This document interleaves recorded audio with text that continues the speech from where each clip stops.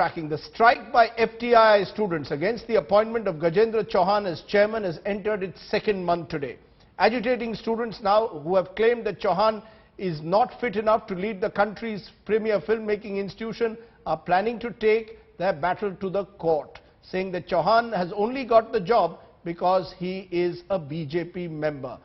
Remember, for the last month, students have been boycotting classes and shutting down administrative offices of the FTII campus in Pune. Gajendra Chauhan, though, has refused to step down, leading to the big question: how does one find a solution to it? That's exactly what I asked Shyam Benegal and Kiran Rao. The big issue now, as we enter the second month of a strike, is how do we resolve it? Both sides seem to be taking polarized positions. Do you see a solution which could ensure that the dignity of the FTII and the government and the individuals concerned is maintained? Well, it's very simple. My solution has always been that it's best to talk, which means that the students should meet the chairman designate, and I don't think that's particularly difficult if he is willing to meet them. Because if he's not willing to meet them, then the problem is never going to be solved, because they're never going to accept him ever. The important thing is to have a meeting, the general body of the students, have a meeting with him, put forward their apprehensions, their fears, which they obviously have, because they feel doesn't have the competence or the credentials to be the chairman. Now, if that be so, one does know that he has experience as an actor. But beyond that, I don't know whether he has any experience in terms of being head of any kind of institution or any administrative experience whatsoever. It depends. Kiran Rao, there's a sense that some of the students are not even willing for this, that everyone has taken polarized positions, that Gajendra Chauhan must first resign.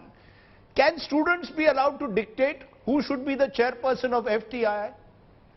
So I'm of the opinion that students need to feel secure, need to feel inspired by their director, by the person who's leading the institute. And being a premier institute that it is, being one of the only film institutes in this country of any standing, I think it's important that students feel that the person leading them has the right qualifications, the right competence, the right intentions when taking charge of an institution. So I do believe that it's not Mr. Chauhan's fault in any way, but I do think the finger should point at the government for having made this kind of choice. I think it really reflects on the government, right, and that the government should put someone in this place who doesn't necessarily have the qualifications. Let's look at the previous chairpersons that the FTII has had. Many of them are people of great dignity. There's been yourself, of great stature. R.K. Lakshman, interestingly, the former cartoonist, also was a chairperson. Mrinal Sen, Adur Gopal Krishnan,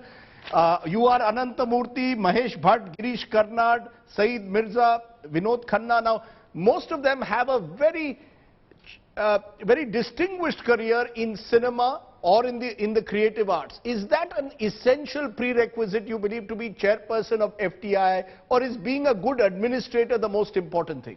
Well, let me start off by saying I think Kiran is misunderstood or is in a bit of confusion about the roles that the chairman and the director of the institution play.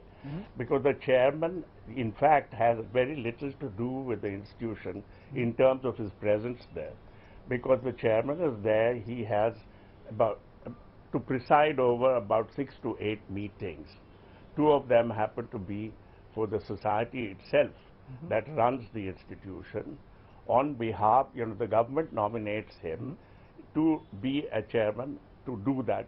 So he presides over the society. He presides over the governing council that governs the institution, and also he will preside over the academic council. Now, the academic council has to do with every day, with the syllabus, with the curricular practice, and so on and so forth. Now, there is no confusion of the roles here. The director is directly in charge of the institute. He is an interface with the students 365 days of the year. In effect, He is the person who administers, who runs the institution. Okay, so there you had Shyam Benegal and Kiran Rao. Both of them are suggesting dialogue with the students is now the only way. Government and the students need to have a dialogue to take this issue forward.